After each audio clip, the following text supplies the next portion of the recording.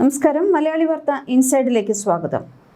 എന്നും വാർത്തകളിൽ നിറഞ്ഞു നിൽക്കുന്ന ചാരസംഘടനയാണ് ഇസ്രയേലിന്റെ മൊസാദ്. ലോകത്തിലെ ഏറ്റവും പ്രമുഖവും രഹസ്യ സ്വഭാവമുള്ള സംഘടനയാണ് ഇത്. വിദേശ രഹസ്യാന്വേഷണം, തീവ്രവാദ വിരുദ്ധ പ്രവർത്തനങ്ങൾ, രഹസ്യ ഓപ്പറേഷനുകൾ എന്നിവയാണ് ഇവരുടെ പ്രധാന ചുമതലകൾ. 1951 സ്ഥാപിതമായ ഇതിന്റെ ആസ്ഥാനം ടെൽ അവീവിലാണ്. ഇസ്രയേൽ പ്രധാനമന്ത്രിയോട് നേരിട്ട് റിപ്പോർട്ട് ചെയ്യുന്ന ഏജൻസിയാണ് മൊസാദ്. നാസി കുറ്റവാളി അഡോൾഫ് ഐഷ്മാനെ അർജന്റീനയിൽ നിന്ന് പിടികൂടിയത്, സിറിയയിൽ ചാരനായിരുന്ന എലി കോഹൻ വഴിയുള്ള വിവരശേഖരണം എന്നിവയെല്ലാം മൊസാദിന്റെ ചരിത്രത്തിലെ പ്രധാന നേട്ടങ്ങളാണ്. ഏതാണ്ട് 7000-ഓളം പേർ പ്രവർത്തിക്കുന്ന വലിയൊരു ഏജൻസിയാണ് ഇത്. ചാരയുദ്ധങ്ങളുടെ ചരിത്രത്തിൽ ചില പേരുകൾ ഒരിക്കലും വെളിപ്പെടുത്താറില്ല. വെളിപ്പെടുത്തപ്പെടുകയാണെങ്കിൽ തന്നെ അവ ഒരു അക്ഷരത്തിലോ കോഡ് നാമത്തിലോ ഒതുങ്ങും.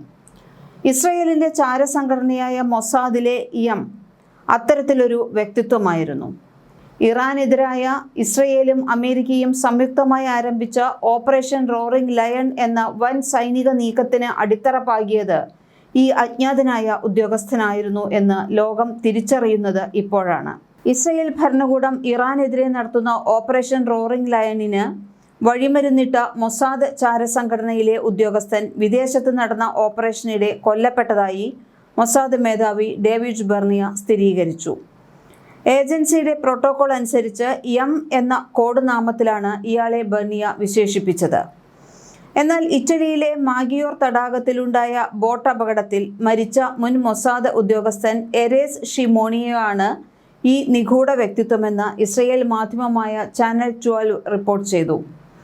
മൊസാദ് മേധാവി ഡേവിഡ് ബെർണിയയുടെ വാക്കുകളിൽ, സൃഷ്ടിപരമായ ബുദ്ധിശക്തിയും തന്ത്രപരമായ നീക്കങ്ങളും നൂതന സാങ്കേതികവിദ്യയും സമന്വയിപ്പിച്ച പോരാളിയായിരുന്നു എം.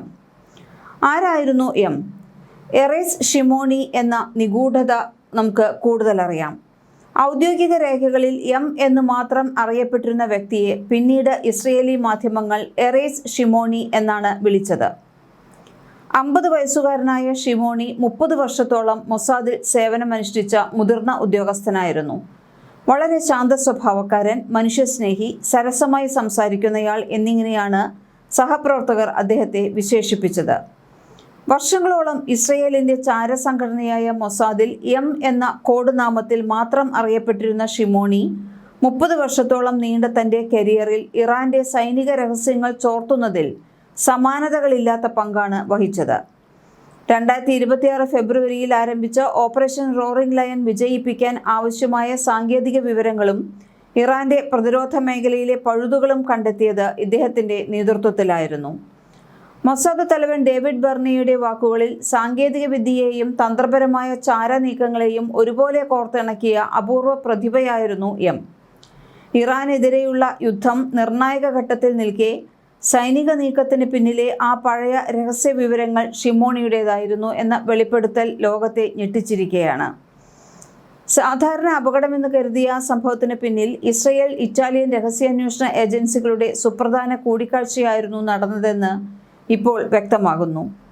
2023 മെയ് 28 വടക്കൻ ഇറ്റലിയിലെ ലാഗോ മാഗിയോർ തടാകത്തിൽ വിനോദസഞ്ചാര ബോട്ട് മറിഞ്ഞുണ്ടായ അപകടത്തിലാണ് അദ്ദേഹം കൊല്ലപ്പെട്ടത്.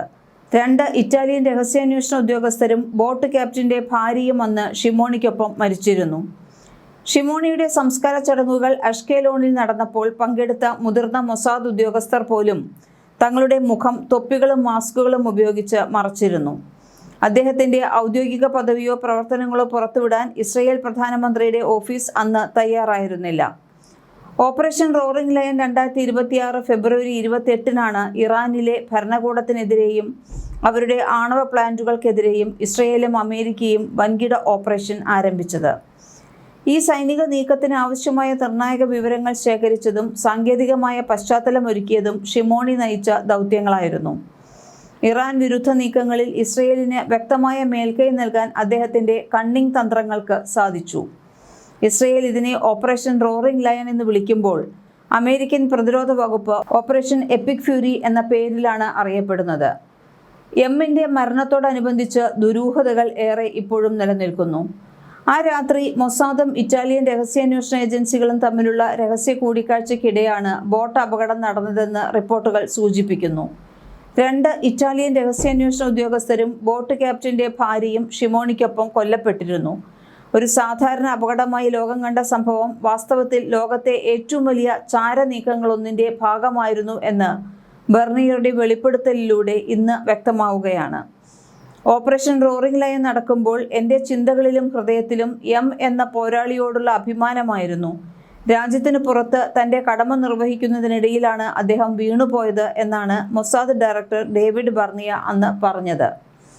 ഇറാന്റെ ആണവ മോഹങ്ങൾക്ക് മേൽ ഇസ്രയേൽ നടത്തുന്ന കടന്നാക്രമണങ്ങളിൽ ഷിമോണിയുടെ സംഭാവനകൾ വിലമതിക്കാനാവാത്തതാണ്.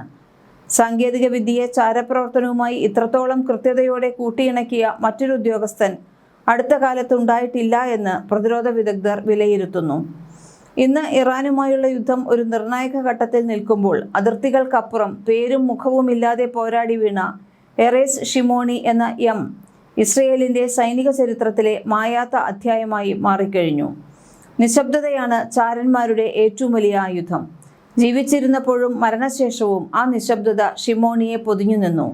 എന്നാൽ റോറിംഗ് ലയൺ എന്ന സിംഹഗർജനം ഇറാൻ മണ്ണിൽ മുഴങ്ങുമ്പോൾ ആ ശബ്ദത്തിനു പിന്നിൽ ഇറ്റലിയിലെ തടാകത്തിൽ പൊലിഞ്ഞുപോയ ഒരു ചാരൻ്റെ അദൃശ്യ സാന്നിധ്യവുമുണ്ട്. ഇറാനിലെ ഭരണകൂടത്തെയും ആണവ പ്ലാന്റുകളെയും പിടിച്ചുകുലുക്കിയ നിലവിലെ സൈനിക നീക്കങ്ങളിൽ ഷിമോണി തയ്യാറാക്കിയ ബ്ലൂ പ്രിന്റുകളാണ് ഇസ്രയേൽ പ്രതിരോധ സേന പിന്തുടരുന്നത്. സാങ്കേതിക വിദ്യയിലൂടെ ശത്രുവിൻ്റെ കോട്ടകൾ തകർക്കുന്നതിൽ അദ്ദേഹം കാണിച്ച മികവ് ഇന്നും ചാരലോകത്ത് ചർച്ചാ വിഷയമാണ്. ജീവിച്ചിരുന്നപ്പോൾ നിഴലായിരുന്ന ഷിമോണി മരണശേഷം ഇസ്രയേലിൻ്റെ സൈനിക ചരിത്രത്തിലെ ഏറ്റവും കരുത്തനായ പോരാളിയായി ആദരിക്കപ്പെടുകയാണ്. റോറിംഗ് ലയൺ എന്ന ഓപ്പറേഷൻ ഇറാൻ മണ്ണിൽ തുടരുമ്പോൾ അതിന് പിന്നിലെ യഥാർത്ഥ സൂത്രധാരൻ ഇറ്റലിയിലെ തടാകത്തിൽ പൊലിഞ്ഞുപോയ ഈ അജ്ഞാതൻ തന്നെയാണ് എന്ന് ലോകം തിരിച്ചറിയുന്നു.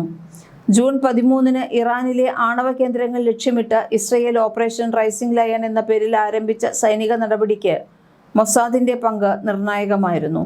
ലക്ഷ്യസ്ഥാനങ്ങളിലേക്ക് ഡ്രോണുകൾ വിക്ഷേപിക്കാനുള്ള താവളങ്ങൾ വരെ ഇറാനിലെ ചാരന്മാർ മൊസാദിന് ഒരുക്കിയിരുന്നുവെന്നാണ് റിപ്പോർട്ടുകൾ. ഇറാന്റെ ഭൂഗർഭ യുറേനിയം സമ്പുഷ്ടീകരണ കേന്ദ്രങ്ങളായ നതാൻസിലും ഫോർഡോയിലും ഇസ്ഫഹാനിലെ യുറേനിയം കേന്ദ്രത്തിലും ഇസ്രയേൽ ആക്രമണം നടത്തി. നതാൻസ് ആണവ കേന്ദ്രത്തിൽ ഭൂമിക്ക് മുകളിലുള്ള ഭാഗമായാണ് ഇസ്രയേൽ ആക്രമണത്തിൽ തകർന്നത്. മലയാളി വാർത്ത ഇൻസൈറ്റ്.